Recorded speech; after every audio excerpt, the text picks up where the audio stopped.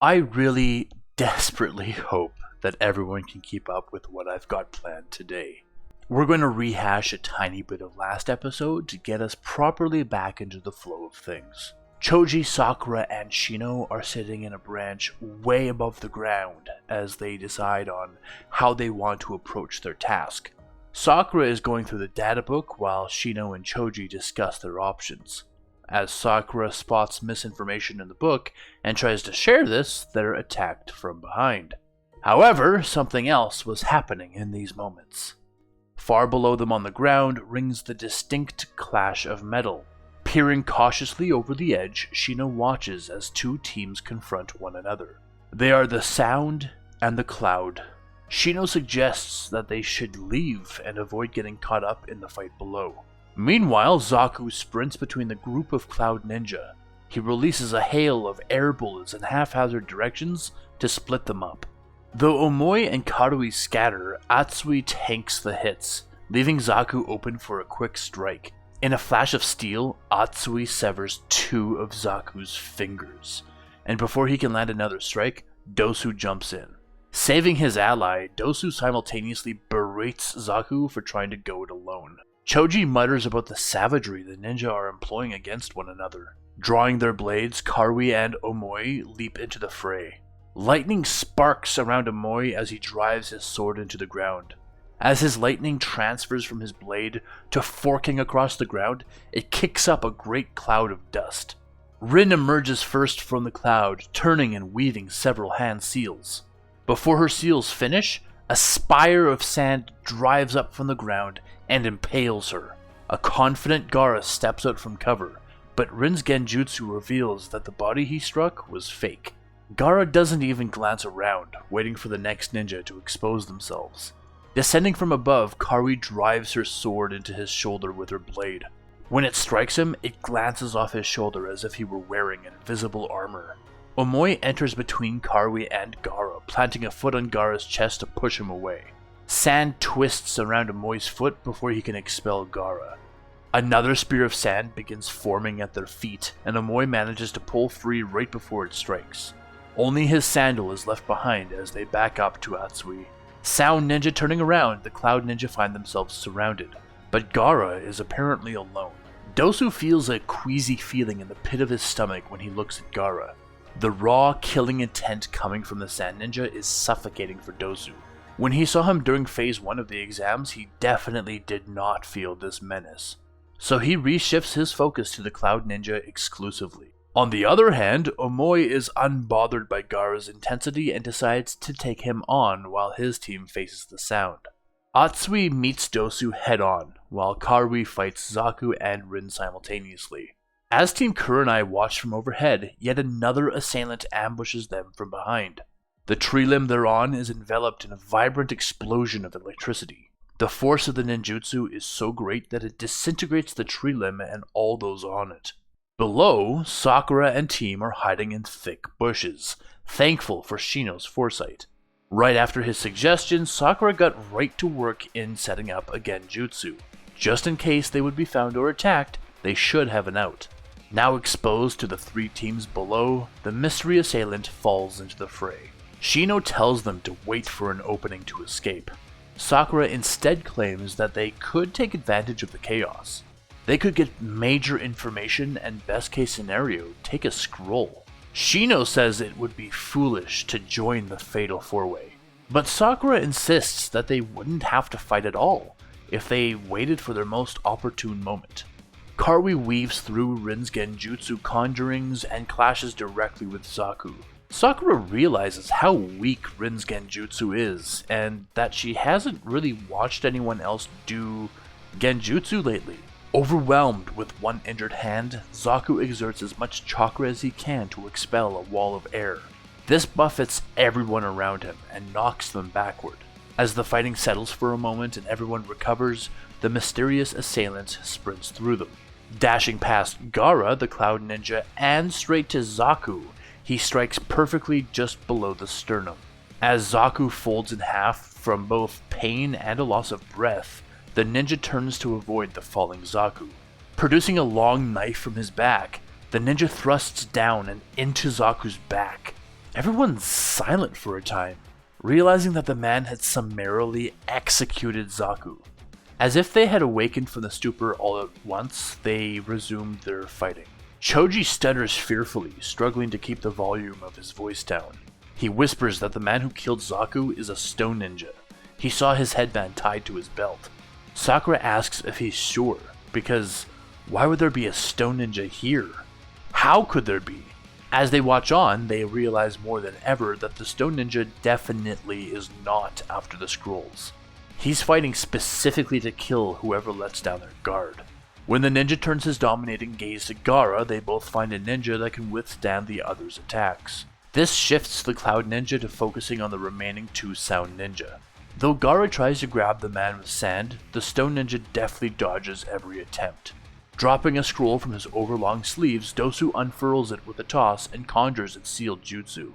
Deafening roars radiate from the scroll, and as the battlefield cringes from the blast, Dosu lands a perfect strike on Omoi. Rattled by Dosu's vibration strike, Omoi teeters for a moment before collapsing completely, vomiting in attempts to get up. Karui is held up by Rin's Genjutsu, leaving Atsui once again alone with Dosu. In a flourish of power, Gaara slices into one of the ancient trees nearby and uses its mighty mass. Attempting to crush everyone present, Gaara pushes the tree towards everyone. Only the hiding leaf ninja are not forced to leap away for safety. The stone ninja easily sidesteps the cumbersome attack and gets in Gaara's face immediately. Growing frustrated, Gaara brandishes his hands to better control his sand. The stone ninja continues to outpace Gaara, getting inside his guard and landing several hard hits. Though Gaara hasn't been injured proper yet, Tamari and Kankuro finally expose themselves to protect him. As Tamari begins to unfurl her fan, the stone ninja kicks its frame, damaging it and preventing her from opening it fully.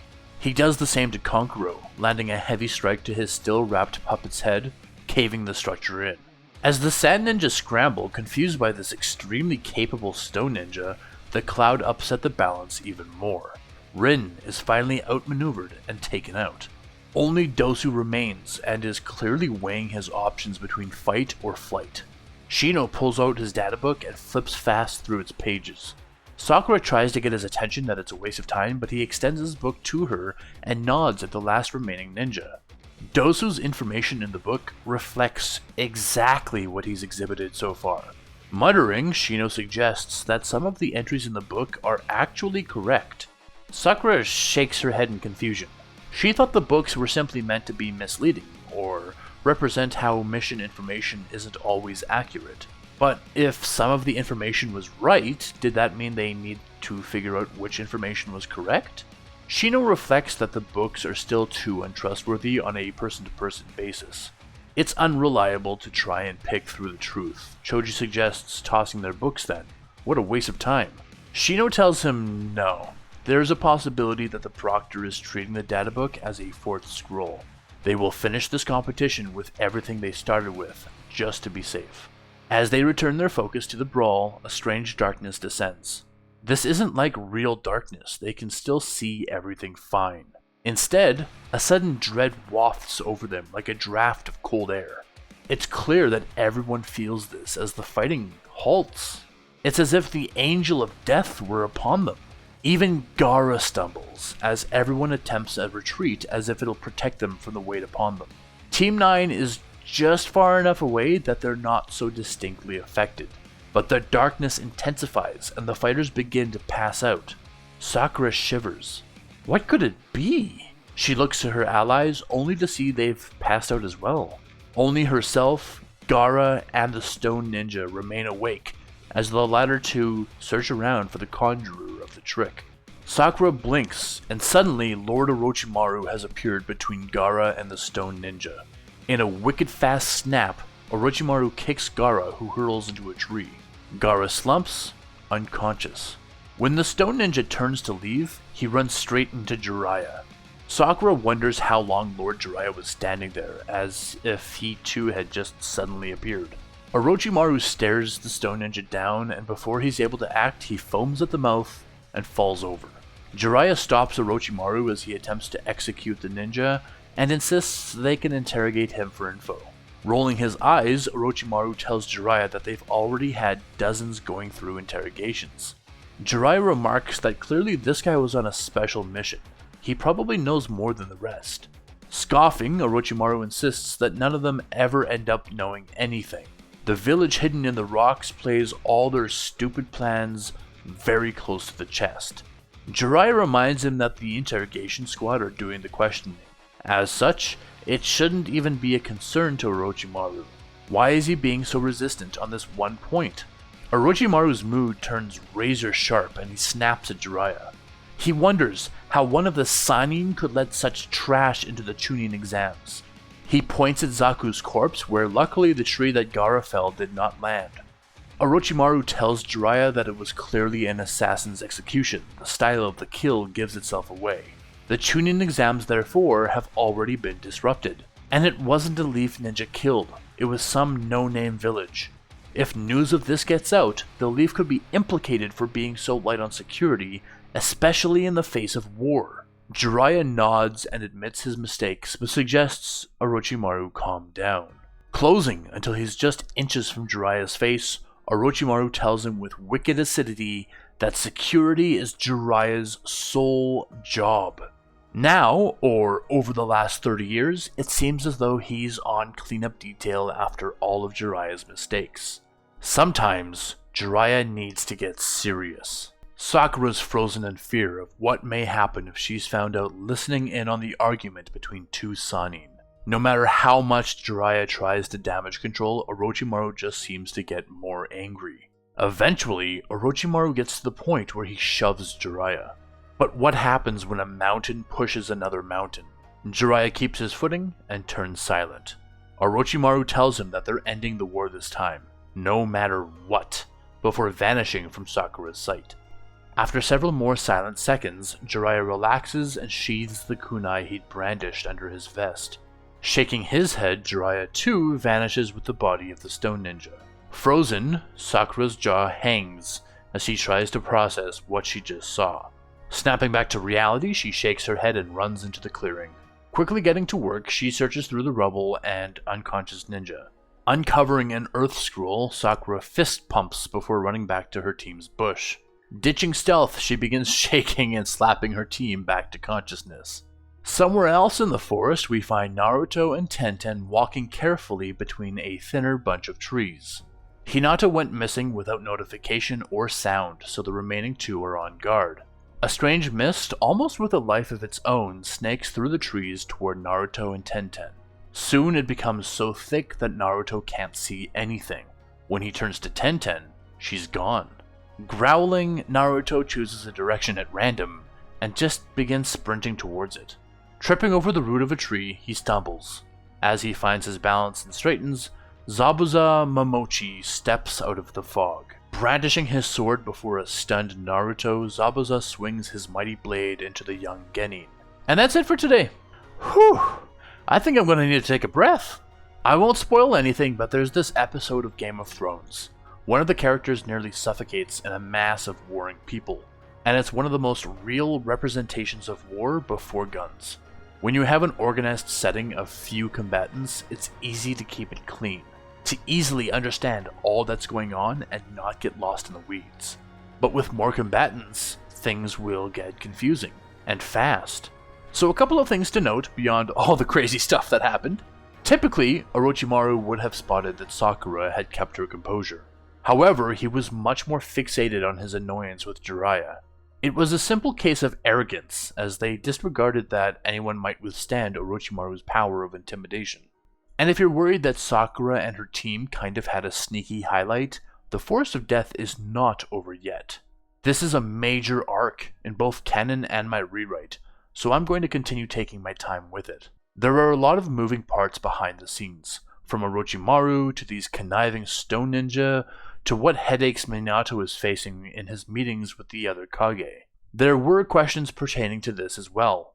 Gaara's father Rasa is still alive and currently the 4th Kazekage, as well as the 4th Raikage, remaining true to canon.